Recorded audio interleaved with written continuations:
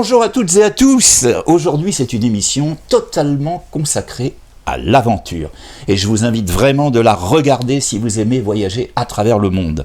Un grand merci à Ken Nicolas qui m'a fait connaître mon invité du jour. Ken aurait dû être là et malheureusement, un peu de fièvre ce matin, donc on ne prend pas trop de risques en ce moment avec le Covid qui a une petite tendance à remonter. D'ailleurs, on fait un coucou à Sou Bastolet, qui lui-même, malheureusement, il n'est pas passé à travers les mailles du filet. Donc voilà, on lui souhaite bon rétablissement. Figure et portrait mandréen permet de mieux se connaître, c'est la vocation, et de répondre parfois à des annonces. Et c'est ainsi que mon précédent invité, Camille Vérilly, qui a fait un record de vues, on avait fait une annonce parce qu'il recherchait un local. Figurez-vous, grâce à vous, fidèles spectateurs, quelqu'un l'a contacté, le voilà avec un local. Alors un grand merci, vous voyez que c'est une émission qui quelque part devient un peu d'utilité, je dirais, publique. Donc aujourd'hui, on va partir à l'aventure avec une jeune femme extraordinaire qui est Audrey Esposito. Bonjour Audrey. Bonjour. Alors est-ce que tu connais l'émission ?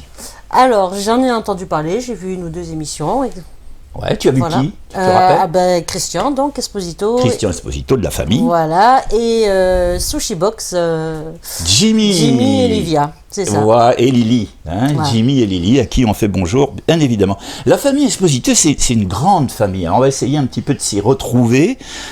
Toi, tu es né où et quelles études tu as fait ?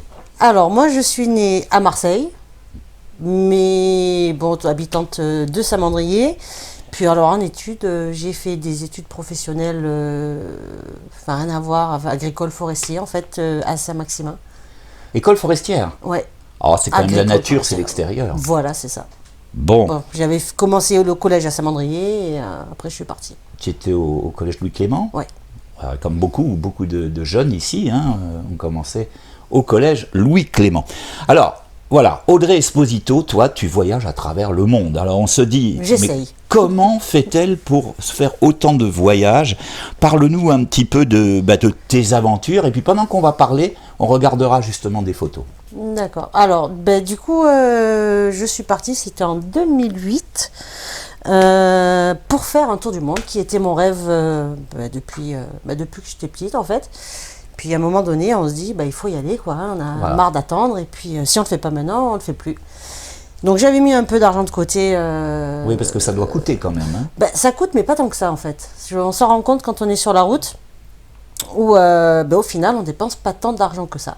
Surtout en Asie. Peut-être que tu peux en parler un peu à nos spectateurs, parce qu'il y a certainement des personnes qui rêvent de faire des tours du monde. Donc, je sais pas, est-ce qu'on peut dire un peu une enveloppe globale ? Après, ça, je veux dire, ça dépend des pays. Bien évidemment, on ne va pas parler du même tarif, du même budget, que ce soit au Japon ou au Cambodge ou au Laos. C'est pas du tout le même budget.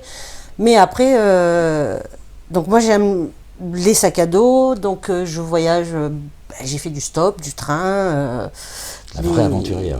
Les transports en commun. Je dormais dans des auberges de jeunesse ou des petits bungalows qui fait économiser. Il y a même des moments sur les photos, on te voit dormir dans des hamacs. Oui, c'est vrai. Oui. Avec des hamacs ou dans des tentes. Dans des tentes. C'est ça. Dans un petit van Volkswagen, j'ai l'impression. Oui, c'est ça, en Australie. Vois, j'ai bien regardé les photos avant de préparer l'émission, quand même. Le van qui était surnommé Scooby-Doo, d'ailleurs. Scooby-Doo. Eh oui. Tiens, c'est pas le Filastrassi, non ? Non. Parce que le Scooby-Doo, c'est encore une fois Sou Bastolet qui fait du Scooby-Doo et qui a créé une aventure avec un Scooby-Doo qui s'appelle le Filastrassi. Attention, parce que ça, c'est toute une aventure qu'on mettra peut-être en scène, d'ailleurs, je le souhaite. Je le souhaite. Alors, tu as fait donc l'Asie, tu parlais du Japon, la Thaïlande, le Cambodge. Oui, voilà. Oui, je suis partie, en fait, de Nice pour aller en Russie, premièrement. Ah oui. De là, j'ai pris le transsibérien. Donc, j'ai traversé la Russie pour arriver en Mongolie. Ça, c'est une belle expérience, j'imagine. Voilà. Et après, je suis passée de pays en pays avec... Alors, essentiellement, donc, vers l'Est. Non, j'ai tout fait en spray. Tu as fait aussi les États-Unis l'Asie, oui, d'accord. Oui, oui, mais tu as fait aussi de l'autre côté. Non, pas encore. Là, il me reste l'Amérique du Sud à faire. Donc, tu as fait qu'un demi-tour du monde. J'ai fait qu'un demi. D'accord. Il me reste l'autre côté. Quel est ton plus beau souvenir de voyage ? Les rencontres. Les rencontres. Ouais. Ça, c'est de l'humain. Sur la route. Et parmi les pays que tu as visités, quel est celui que tu préfères ou qui t'a le plus touché? Alors là, c'est compliqué parce que tous les pays sont différents, même si c'est le même continent. Ouais. Et il y a certains pays qui m'ont touché pour la culture, d'autres pays qui m'ont touché pour les rencontres humaines, d'autres, c'est pour les paysages. Donc c'est un peu compliqué à choisir. On va essayer quand même un peu de démêler tout ça. Au niveau humain, par exemple, quel pays?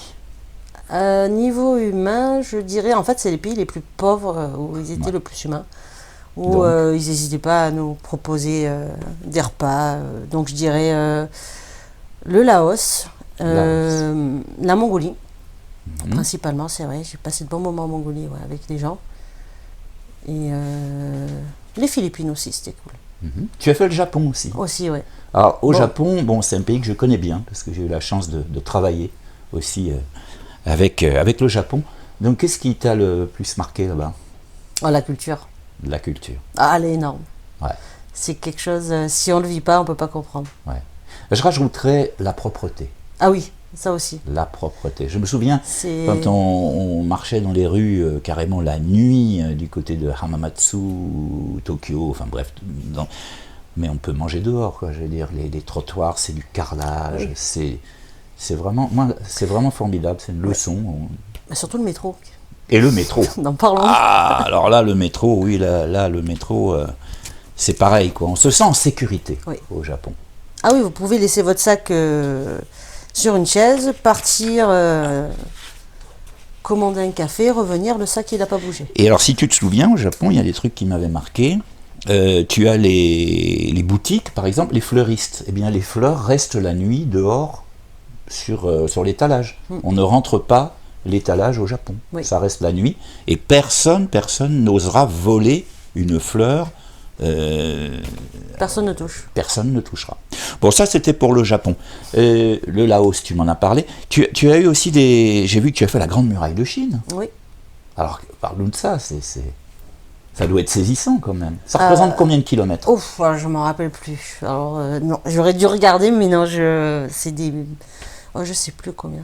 Mais après, on peut pas toute la faire. Il y a des morceaux qui sont abîmés et on peut plus la traverser. Parce qu'avant, on pouvait le faire d'un bout à l'autre, mais maintenant, elle est en mauvais état.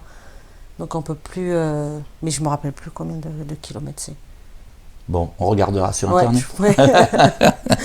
Alors là, maintenant, voilà, tu as fait ce demi-tour du monde. Et puis, maintenant, quels sont tes projets et qu'est-ce que tu fais, je dirais, pour vivre? Du coup, le projet, c'est de continuer, parce qu'une fois qu'on a démarré, c'est compliqué de s'arrêter. Et du coup, ce voyage m'a aidé à trouver mon travail de maintenant, on va dire. Alors, tu vas nous en parler. Maintenant, je voyage par la mer. Donc, je suis marin. J'ai passé mes diplômes il y a 3 ans maintenant. Et je trouve des boulots comme ça, un petit peu à droite à gauche. Alors, on n'a pas de photos sur ça, tu n'en as pas donné, mais tu me disais hors antenne que tu travailles sur des grands catamarans. Pour le moment, oui, c'est le boulot que j'ai trouvé l'année dernière, en début d'année. Donc, je suis partie aux Antilles et j'ai fait toute ma saison là-bas. Alors, donc, tu véhicules des gens qui partent en croisière sur des grands catas. Oui. Et vous êtes 2. Oui. Le skipper et toi qui es, tu m'as dit le terme? On va dire cook marin. Cook marin, c'est-à-dire tu fais la cuisine. Donc la cuisine plus tout ce qui a rapport avec le bateau. Alors qu'est-ce qu'on leur fait en cuisine sur le bateau? Là c'est à nous de voir, c'est nous qu'on décide. Ah bon. Donc on essaye de leur faire un peu des plats locaux et pour qu'ils soient contents les gens, pour qu'ils soient un peu dépaysés. Bien. Bon, Audrey, tu sais que cette émission est pourvue de plein de questions, les unes plus variées les unes que les autres. Et puis là, on passe à une série qui s'appelle les questions tac au tac. Il faut répondre très rapidement et expliquer le pourquoi de la réponse.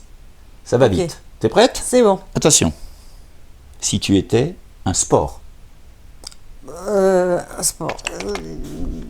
Du trail. Du trail. Pourquoi? Parce que j'aime la nature, j'aime marcher, j'aime le sport. Deuxième question, il y en a 4. Si tu étais un animal. Dauphin, du coup. Je m'y attendais un peu, hein, avec la mer, voilà, le dauphin, un animal fabuleux. Si tu étais une musique,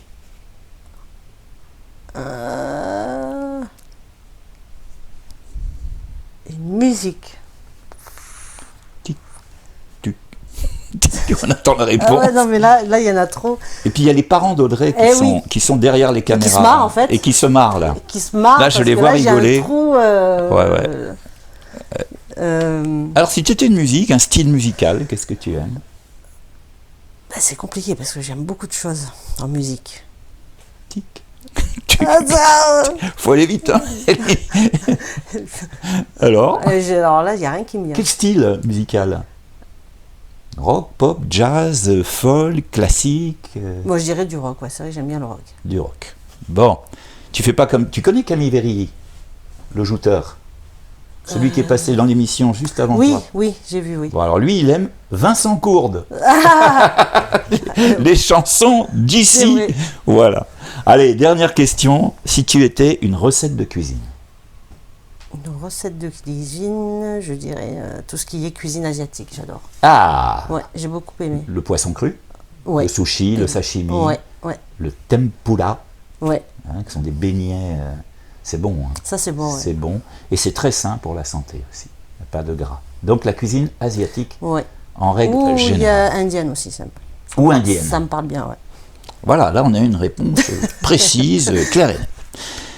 Qu'est-ce que tu aimes le plus dans la vie et qu'est-ce que tu détestes le plus? Ce que j'aime plus, c'est l'aventure. Hein, comme ça, ne pas trop savoir ce que demain est fait. Ouais. Et ce que tu détestes le plus dans la vie? Les gens? Non, c'est pas vrai. Bon, bah écoutez, les gars. Non, c'est pas vrai. Elle dit c'est pas vrai. Je rigole. Non, c'est pas vrai, parce que si je dis ça. Maintenant, quand on part à l'aventure, peut-être qu'on cherche aussi une certaine forme de solitude. Peut-être quand même que c'est les rencontres, parce que j'adore, en fait. C'est pas vrai, parce que j'adore les rencontrer. Donc, ce que tu détestes le plus, en dehors des gens? Rester sédentaire. Rester sédentaire, voilà. Toi, il faut que tu te bouges. Il faut que tu... Voilà. Depuis quel âge ça a commencé, cette envie de partir comme ça? Parce que tu as des parents adorables, hein. Vous les voyez pas, vous, mais moi je les vois, ils sont là, ils sont adorables, la famille Esposito. Hein. Alors oui, ça t'a pris à quel âge l'envie de partir? L'envie de partir? Ouais. À 3 ans peut-être? Je sais pas, ma mère me fait signe comme ça 3 ans derrière. En quittant le ventre de sa mère. En quittant le ventre de sa mère. Donc elle doit avoir une anecdote comme ça, tu vois, parce qu'elle me faisait comme ça. Donc j'imagine 3 ans, c'est ça? Non, 5 ans. Ah, 5 ans. Ah bah, vous voyez. Alors, mesdames, messieurs, voyez, si vous avez des enfants de 5 ans, hein, attention, il y en a qui ont ce goût de l'aventure. Je pense qu'il faut les aider quand même dans cette démarche. Voici le moment de la fin de l'émission, ça passe vite, et tous nos invités passent un message aux spectateurs sur n'importe quel sujet de leur choix, mais un message précis qu'ils ont envie de transmettre pour les spectateurs qui sont matérialisés par cette caméra. Alors Audrey, si tu avais un message à faire passer à ceux qui nous regardent, lequel serait-il? Alors, c'est pas ma citation, mais je dirais plutôt vivez vos rêves et ne rêvez pas votre vie. Plutôt. Oh, elle est belle celle-là. Voilà.